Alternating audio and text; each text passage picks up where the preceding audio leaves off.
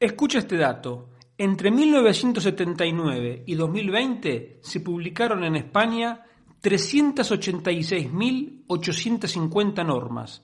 Eso da una media de más de 9.400 normas por año, 26 normas nuevas por día o más de una norma nueva cada hora durante 41 años. Y todavía hay quien duda de que es urgente reducir el tamaño y el poder del gobierno. Empezamos.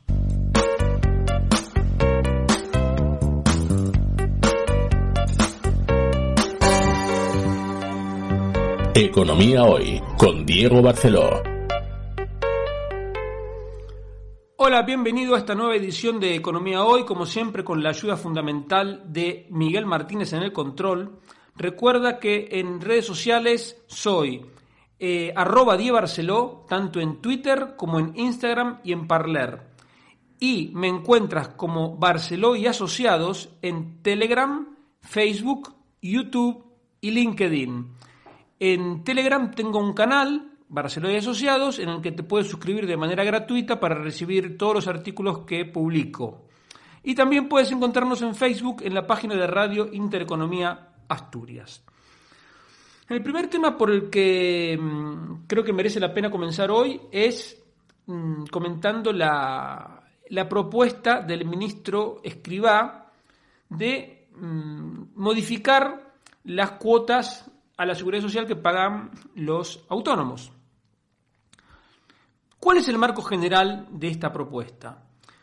El marco general es que el gobierno tiene la intención de subir los impuestos en unos 75.000 millones de euros. ¿Para qué? Porque ellos dicen que España recauda menos que el promedio de la Unión Europea, y eso es verdad. En España, más o menos, la recaudación tributaria ronda el 39% del PIB frente a un 45% aproximadamente de la media de la Unión Europea. Entonces los socialistas, porque el papel, la calculadora y el Excel lo aguantan todo, dicen, bueno, si nosotros subimos los impuestos en 75.000 millones, es decir, lo suficiente como para ponernos a la par de la media europea, vamos a tener dinero para pagar más pensiones, para hacer más gasto público, para reducir el déficit, se supone que lo reducirían, bueno, etcétera.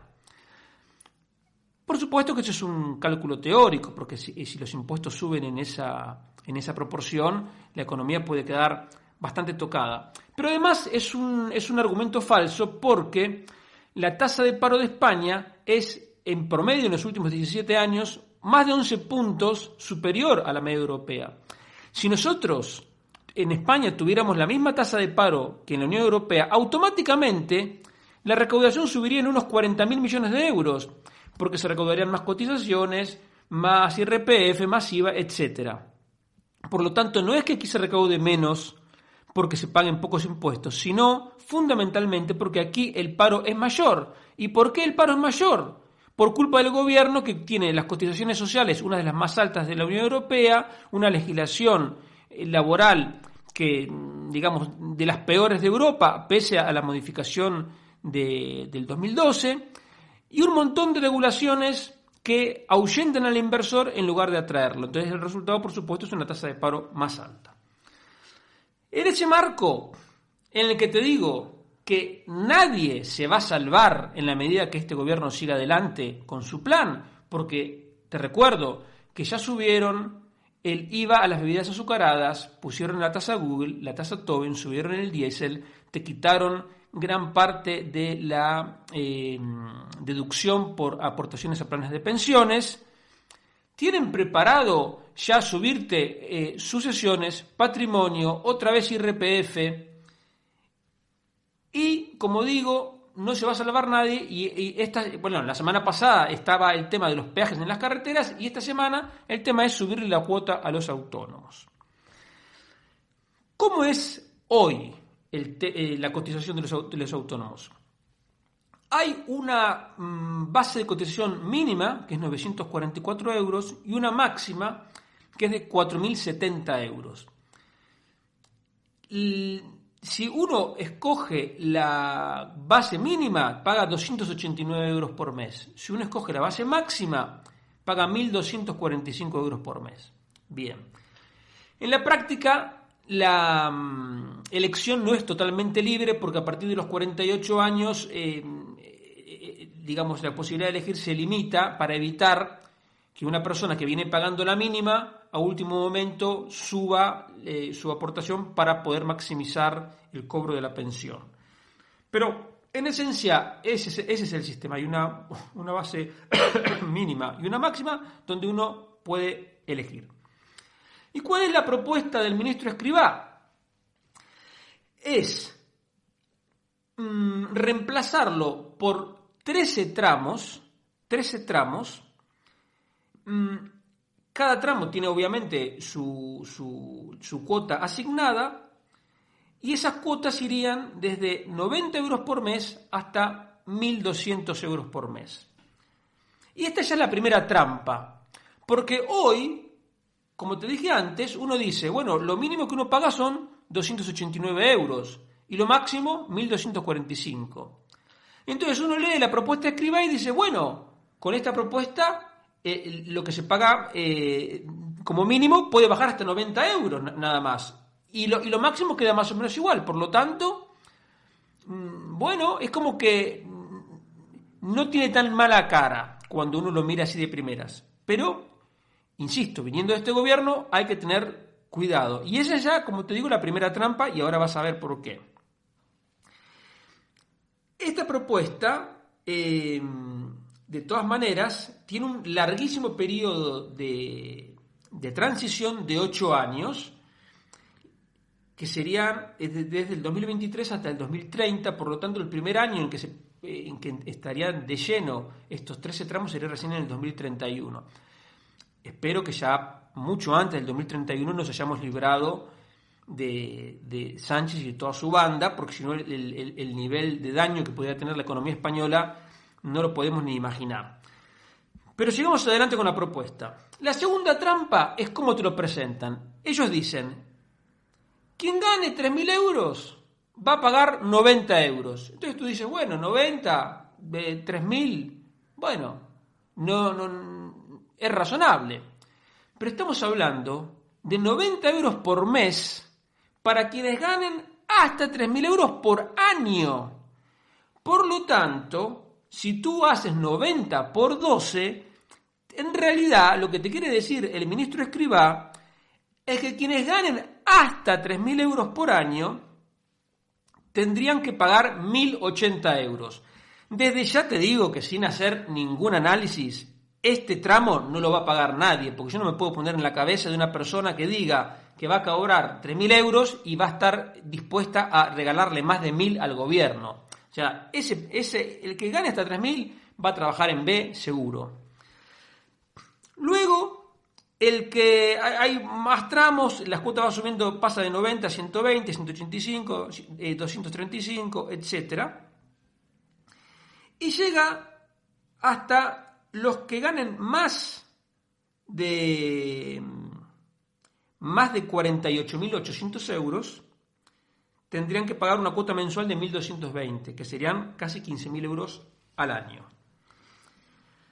Ahora, además de ser una trampa, porque te digo, como te dije recién, te lo presentan como que el que gane 3.000 va a ser 90, cuando en realidad es el que gane 3.000 va a pagar casi 1.100. No sé con qué criterio han hecho esto, porque, es decir, con qué criterio han definido los rangos y las cuotas. Porque tú sabes que los socialistas de todos los partidos, y en particular los que forman parte de este gobierno, se llenan la boca hablando de la progresividad y las bondades de la progresividad. Tú, si escuchas este programa, sabes que la progresividad es negativa para toda la sociedad, es injusta y además termina perjudicando más a los más pobres. Pero es que esta propuesta no es ni progresiva, ni proporcional, ni regresiva. O sea, sí, en realidad es regresiva. Es contraria a todo lo que dicen los socialistas, porque los que pagan más son los que ganan menos. Es de locos.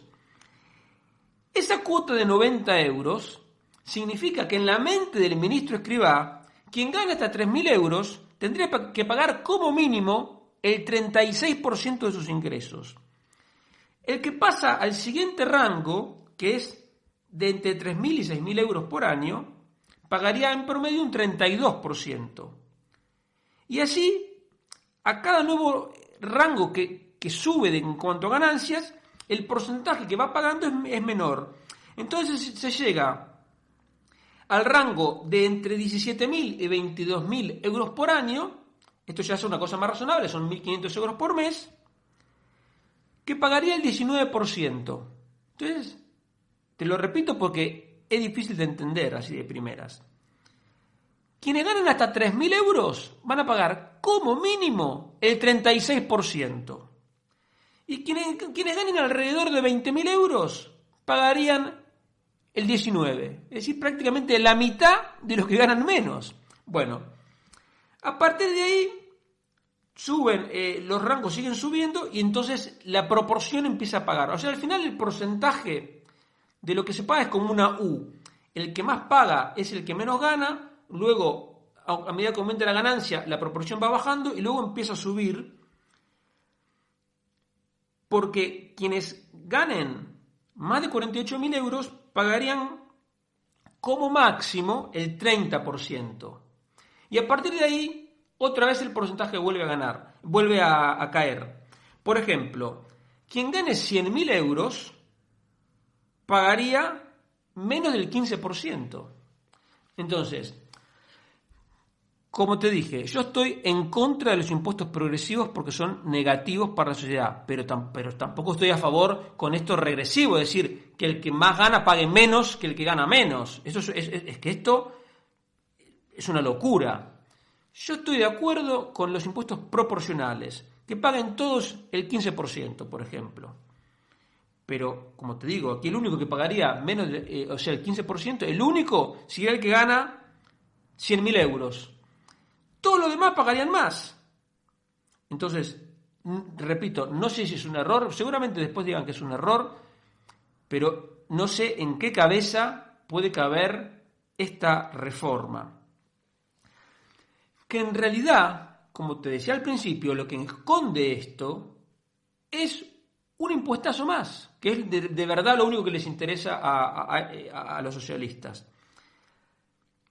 ¿Por qué? Porque te decía que el actual sistema parte de una base mínima y una base máxima donde uno puede elegir, pero la realidad es que más de la mitad de los autónomos paga la mínima. Por lo tanto, esos que hoy pagan la mínima no van a poder seguir pagando lo mínimo, van a tener que pagar más. Un 40% elige unas bases inferiores a... te lo digo de otra manera. Un 40% paga hasta 425 euros por mes.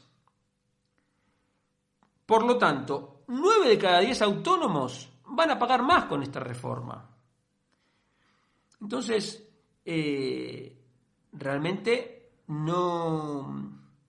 Bueno, te iba a decir, no entiendo. Sí, lo entiendo perfectamente. Entiendo que este gobierno quiere subir los impuestos y entonces no saben cómo engañar a la gente, entonces lo presentan de manera tramposa, diciendo que el pago mínimo va a ser solo 90 euros y escondiendo esta regresividad de que los que menos ganan son los que quiere el gobierno que paguen más. Es decir, absolutamente en contra de todo lo que ellos dicen defender. Lo más triste de esta reforma, de esta propuesta, es que anula uno de los pocos rincones en los que la gente tiene la libertad de elegir. Se terminó la elección con los socialistas, porque el socialista es soberbio, él cree saber mejor que tú lo que te conviene. Entonces él te dice, no, tú pagas la mínima, no, a ti lo que en realidad te conviene es pagar 400 euros por mes, o 500 o 600, o lo que te toque según tu rango. Se terminó la posibilidad de elegir. Y como te digo, esto supone un sablazo porque hace que se suban la cotización para todos. No me queda claro qué pasaría con el cálculo de las pensiones. No me queda claro. Porque eso yo en la propuesta no lo he visto. en síntesis, es una propuesta que ojalá no se ponga nunca en marcha y que tenemos algunas probabilidades de que felizmente eso, digamos que tengamos la suerte de que no se ponga en marcha, porque como el periodo de transición es de 8 años y recién se aplicaría a partir del 2031, esperemos que ya en 2031 y mucho antes Sánchez y toda su banda sean un mal recuerdo y nada más que eso. La otra noticia que merece la pena mencionar es que se puso en marcha la primera moneda digital de un banco central. Y no fue ni del Banco Central chino, ni del Banco Central europeo, ni de ningún banco central de los más importantes del mundo, sino del Banco Central de Bahamas. Le llaman el sand dólar, es decir, el dólar de arena. Y aquí, digamos, te lo quería mencionar porque hay que hacer una distinción. La gente cree que moneda digital es igual que una criptomoneda y esto no tiene nada que ver. Para empezar, la criptomoneda son de emisión privada y cada moneda tiene su regla de emisión. Bien. No están respaldadas por ningún activo. No tienen no tienen un respaldo como en teoría tienen las monedas emitidas por bancos centrales que tienen reservas. Aunque tú, con el dinero emitido, no puedes ir al Banco Central a pedir tu parte de las reservas, pero bueno. Pero digamos, hay un respaldo, al menos teórico, y otras no. En el caso de esta moneda digital del Banco Central de Bahamas, le han puesto un tipo de cambio fijo entre esta moneda digital y el dólar de Bahamas, que es la moneda local. Solo se puede utilizar dentro de Bahamas, es decir, no se puede especular con esta moneda porque su valor es fijo. Un dólar de arena es igual a un dólar de Bahamas. Entonces, ¿para qué lo hacen? Lo hacen porque Bahamas es un país muy particular. El país tiene más de 700 islas, de las cuales están habitadas creo que 24, con una población total de unos 400.000 habitantes. Es muy difícil y muy costoso llevar cajeros automáticos y sucursales de bancos a todas las islas que están habitadas. Entonces, el Banco Central, con buen criterio, encontró esta forma de darle acceso a una forma de pago rápida, segura, a gente que está fuera del sistema bancario. Porque tú puedes, digamos, gente que viva en Bahamas, con un teléfono móvil puede abrir una cuenta y recibir y hacer pagos con el dólar de arena, y entonces a mucha de esa gente le facilita muchísimo sus transacciones, sobre todo pequeños comerciantes, autónomos, etc. En definitiva, lo que te quería marcar son dos cosas. Una cosa son las criptomonedas, otra cosa son las monedas digitales de los bancos centrales. No tiene nada que ver una con otra. Y lo otro es que el pionero terminó siendo el Banco Central de Bahamas, pero con un propósito muy particular, ajustado a su condición también muy particular de tener tantas islas y una relativa escasa población, para facilitar el acceso a servicios financieros a gente que está fuera del sistema bancario. Y el tercer tema que merece la pena mencionar es el de la inflación. Salieron los datos del IPC de abril y salió que la inflación en España en los últimos 12 meses ha sido de 2,2%. Es la variación del IPC más alta desde octubre del 2018, o sea, la más alta en 2 años y medio. No es una locura, un poco más del 2% sería una inflación de lo que nosotros podemos llamar normal. Y además en este caso está explicada totalmente, digamos, muy principalmente por la subida de la electricidad y el gas, que en los últimos 12 meses subió casi un 25%, y la subida de los carburantes, que en los últimos 12 meses subieron un 18%. Entonces, si con esos dos ítems tan importantes como la electricidad, el gas y los carburantes, que han subido alrededor de un 20%, pero tenemos que el IPC general subió un 2,2%, quiere decir que hay otros precios que han bajado y han compensado eso. Y de hecho, por ejemplo, comunicaciones ha caído un 4,6%, los bienes no duraderos para el hogar, como por ejemplo el detergente, ha caído un 1,5%, las bebidas alcohólicas han caído un 1%, siempre estoy hablando los precios de abril con respecto a abril del año pasado. Las bebidas no alcohólicas, en cambio, han subido un 4,1%, esto gracias a Pedro Sánchez, y esto es por la subida del IVA a las bebidas azucaradas. Pero el punto es, si tú coges el IPC y le quitas, disculpa que estoy un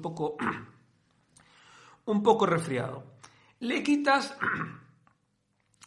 los alimentos no elaborados y le quitas los productos energéticos, te repito, al IPC le quitas los alimentos no elaborados, que son los más volátiles, las frutas y verduras, y los productos energéticos, te queda que la variación es el 0%. O sea, los precios están igual que hace un año. Entonces tú puedes pensar, entonces nos quedamos tranquilos, no pasa nada. Total, si quitamos los elementos volátiles, la inflación es 0, estamos bien. Y ese es el punto donde muchos análisis terminan y donde yo creo que se equivocan. ¿Por qué? Das un paso para atrás, puedes mirar la evolución de los precios industriales. ¿Qué son los precios industriales? Son los precios de los productos en la puerta de la fábrica. Y ahí te encuentras que los productos de consumo duradero ya están subiendo un 1,4%. Los no duraderos están subiendo un 1,7%. Y los bienes intermedios, es decir, que son insumos para otros productos, suben casi un 8%. Por ejemplo, los productos del papel suben más de un 3%. Los productos químicos un 13%. Los productos del hierro y el acero un 20%. Los vehículos de motor, los coches, están subiendo un 2,2%. Entonces ya ves que si los precios industriales están subiendo a un ritmo, digamos, y no te mencioné los productos energéticos que forman parte de los precios industriales porque también están subiendo.